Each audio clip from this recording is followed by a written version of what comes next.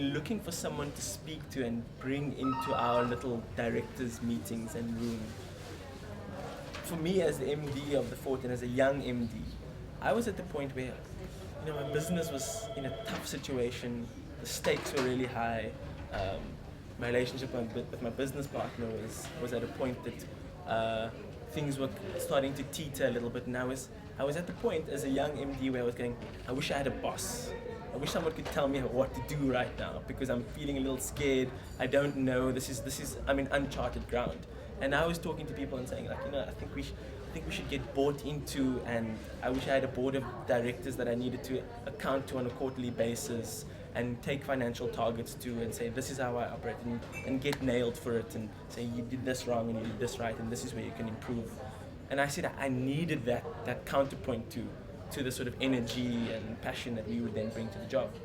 And Sai brought that in a different way. And then at the time, I didn't see necessarily that's what would have happened, but that's exactly what happened. I didn't have to sell a share of my business, or have a boss, or have a board of directors to report to.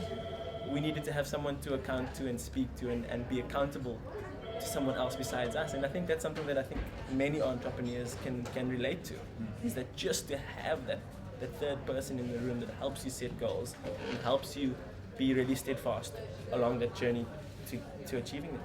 We did these workshops, these sessions with Sai, and when they ended, our relationship with him had become so strong. It becomes such an integral part of us taking a significant step forward in our personal lives, our professional lives, that we've always just stayed in contact, and it's sort of become a part of our lives. One of the strongest or most significant lessons I got from him was obviously what we had gone through in the workshop. Your integrity, honesty, but also just this ability to confront your fears and just to be like, cool, this is what I'm doing right now. This is who I am right now. This is what I'd like to achieve in this space. Take it or leave it. I'm putting my wants and like this is dropping the pretenses, and that I've learned not so much in a one-on-one session with Sai, but just in observing the way he lives his life. And this 90 talks in 90 days, was just so, it's an inspiration, even on a level that I don't think he intends it to be an inspiration. Even stepping back and watching what this individual is doing without even engaging with the fact that, he's engaging with his peers. It's a cool song. But it's a great song, though. We can't deny that. That's you worked well in like Thank you. it was like a radio DJ, and It's fine. Thank you.